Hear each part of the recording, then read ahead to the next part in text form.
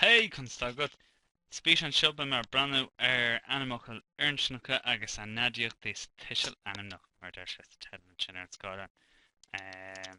Lu a hálainn ná agus scríb méid seach agus sin gnan mé acharma na réalacha ag deire ar fad. Oh, an Tuiseal. Oops. More. Sure, it's not my calendar. You're sure more. I guess.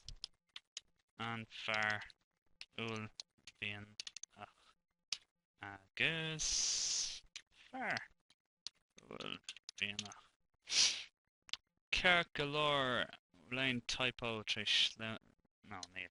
Gibra couple of real martian. Ní beidir gan ein afrú hús chuntan na Ainmfhocail ceart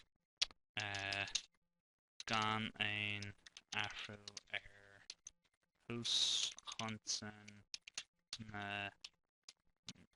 deacrachtaí ceart agus tí mar sin rih bhean litir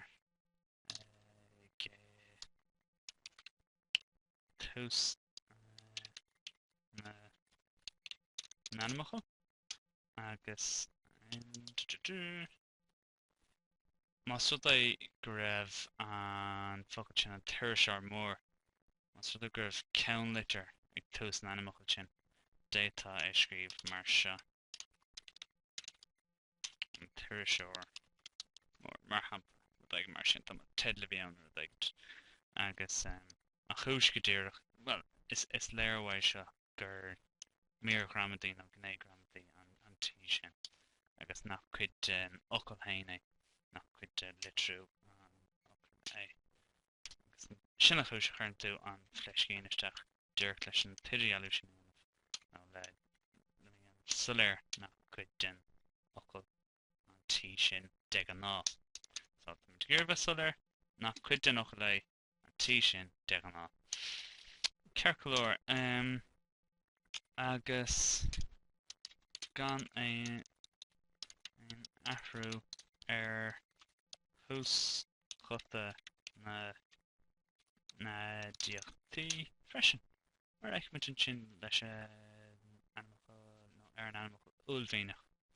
So sin é feiceann tú nach go leon rud le chuirteach mar bhfuil an taltán curbe agus an sin má tá an taltán feiceann tú go sé seo go thomláin éagsúil well consanta go thomláin éagsúil ó na Ainmfhocail Fhirinscneacha Tuiseal Ainmneach. Sé sin nach gcuireann tú ein séomhú ar na deacrachtaí agus nach gcuireann tú tíre bheits agus nach gcuireann tú séomhú ar na consan. Ceir galore so seo an yang don ying ar bhí an Tuiseal na Ainmfhocail Fhirinscneacha Tuiseal Ainmneach an ying. So seo an yang Fhirinscneacha sin an ying tá siad éagsúil ó chéile. Ceir galore fág man sin má tain ceist faoin rud fág ceist faoin bhí seán agus seol me teacht international go lús go beic mé. Slán!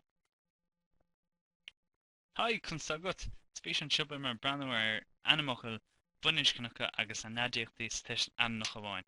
Beag an fhíseánse anna scipa anna ghear. Ar an céad dul síos scríb méid seach mar ba chuirdóibh bheith.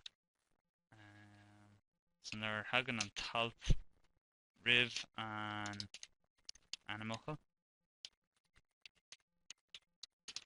chuirn tú Sira ada Osh 4 agus cáilte mé ar ban ul bhíonach.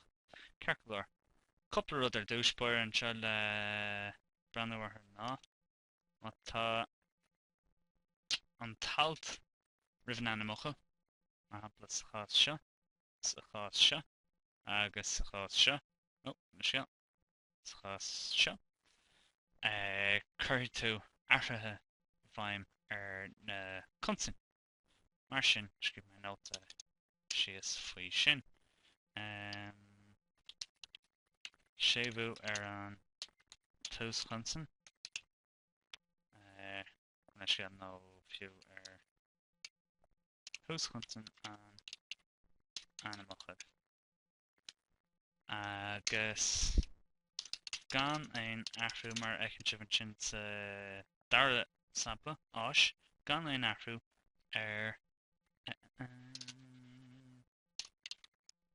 thuascáta an Ainmfhocail.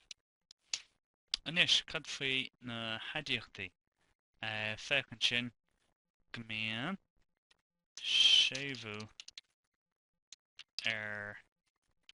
thuas consin na teachtaireachta agus gan ein ahrú thuascáta na teachtaireachta. So seo sampla agus fech nach bhfuil H river nach bhfuil ein ahrú eile curtha an tá mé craim lá a hart seo I gur burn de the authorities got ní féidir liv lá bheith sin turna. Peisce se ní le ahrú ar se agus tá buinte agus ceangail ag lá se le chéile peisce agus leis an nasc a léirú idir na focail seo chuirmid séimhú na consin sin na consin. Ceircolóir? Mar sin thuas consin.